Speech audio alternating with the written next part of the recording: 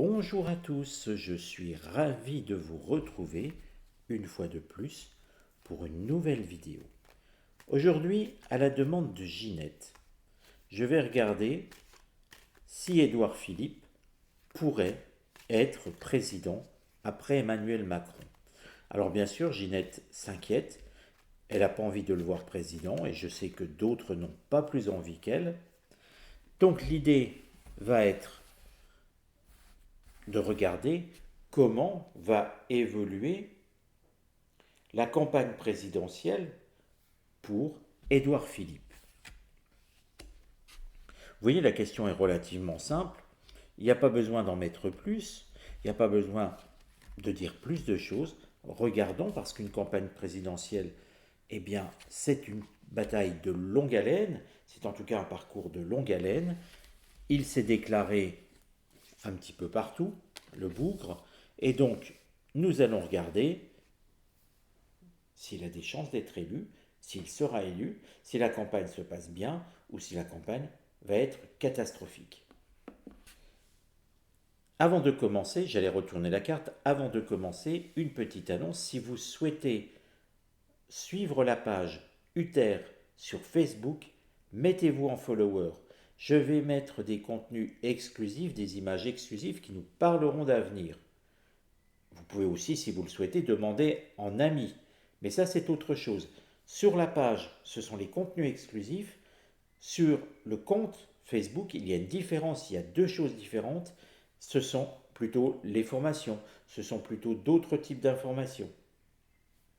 Mettez-vous comme follower et puis vous aurez le maximum d'informations. Regardons à présent.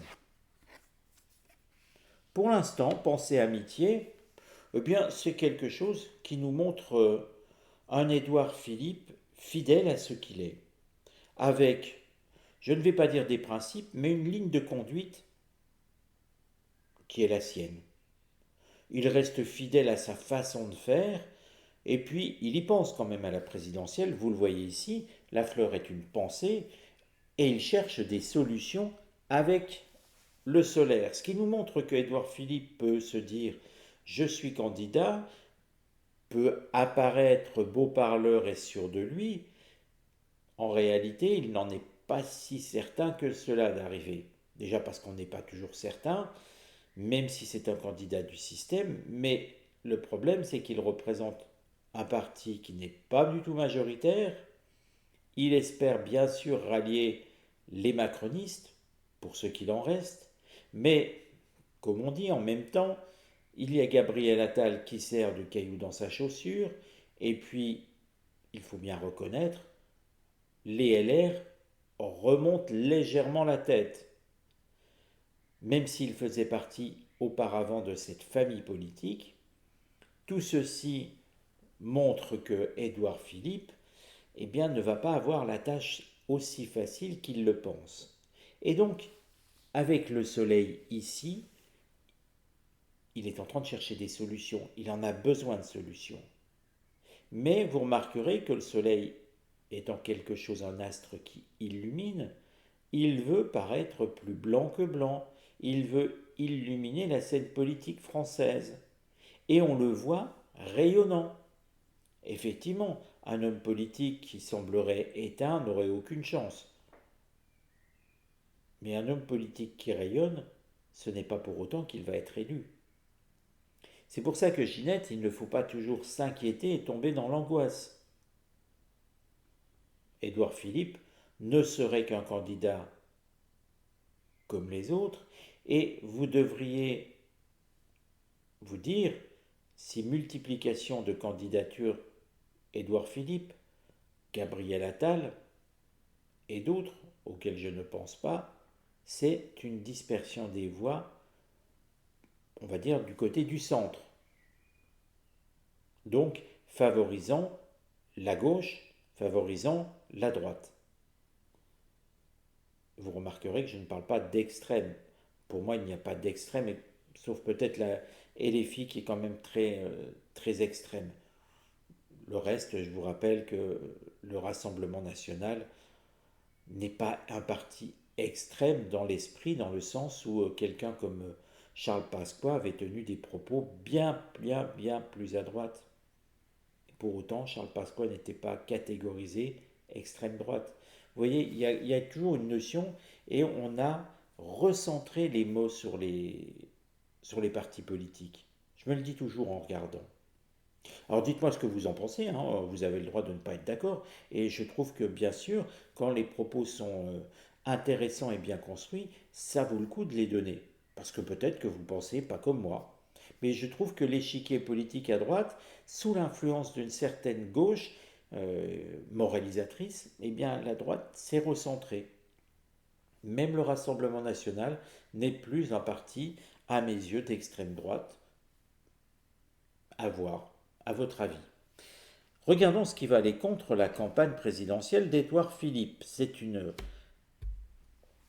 course présidentielle, une campagne présidentielle en demi-teinte.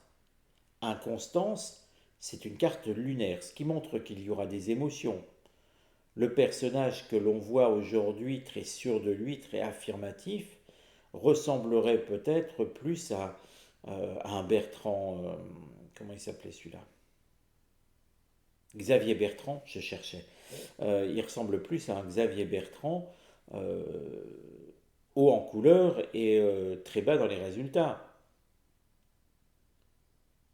Donc on a un peu ce profil-là de quelqu'un qui se met en avant, qui veut se dire mais moi je serai président, mais moi, et le moi va se trouver confronté eh bien, à un souffle violent, ce qui montre pour l'instant que moi je le trouve plutôt mal parti, autant que cette carte pouvait laisser penser que peut-être, autant que celle-ci démontre tout à fait que ce ne va pas être un candidat flamboyant.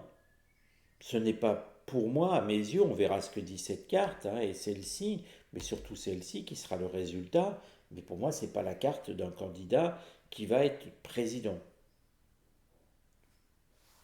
On regarde la suite. Le conseil. Alors je vous montre la carte, elle m'a fait sourire quand je l'ai découverte. C'est une carte martienne. Je vous le rappelle, Mars, c'est toujours une action. Donc une action avec un peu d'agressivité. Et quand on regarde le despotisme, on voit un personnage attaché qui baisse la tête. Il est attaché à un piquet. L'oracle lui dit, je vous ai laissé quelques secondes, ben faut pas y aller.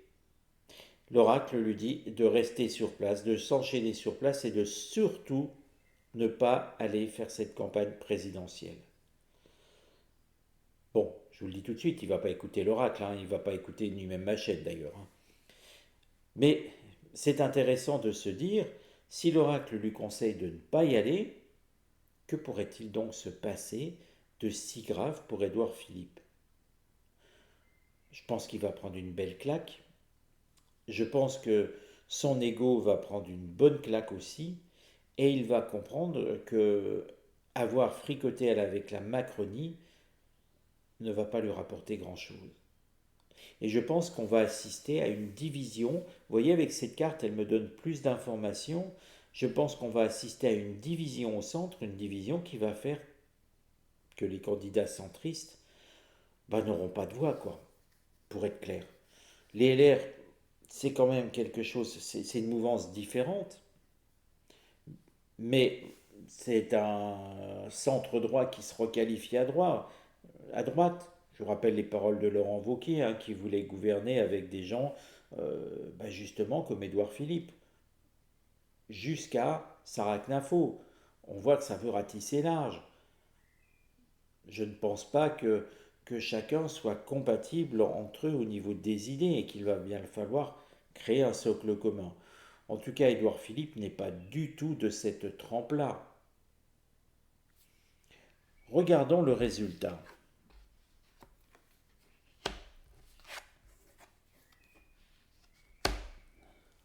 Alors, quand on regarde, c'est assez intéressant parce que ici, en résultat, on voit le cloître.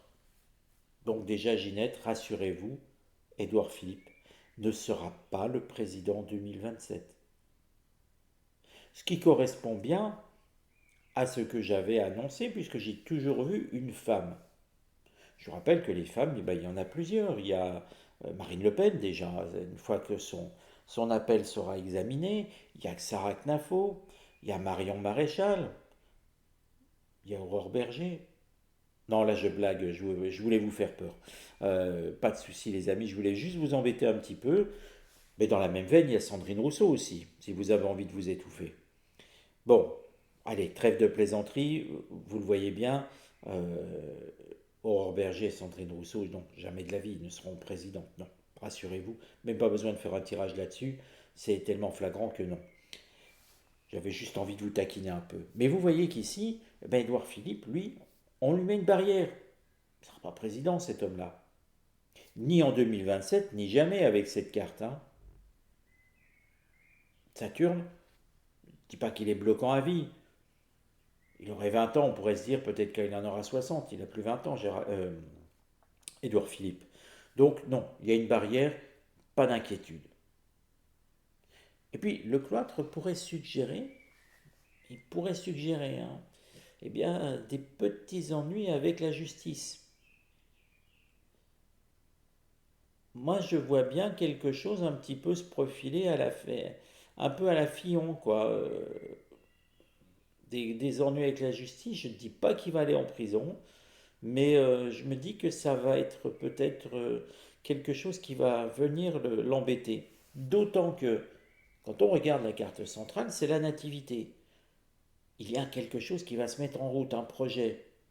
Peut-être que le projet, c'est de partir de France ou d'aller peut-être visiter les prisons, si vous voyez ce que je veux dire. Moi, toujours est-il que non, Ginette, pas d'inquiétude, puisque c'était votre inquiétude. Édouard Philippe ne sera pas le prochain président. Les amis, je vous embrasse, je vous dis à très bientôt, prenez soin de vos proches et on se retrouve dès demain.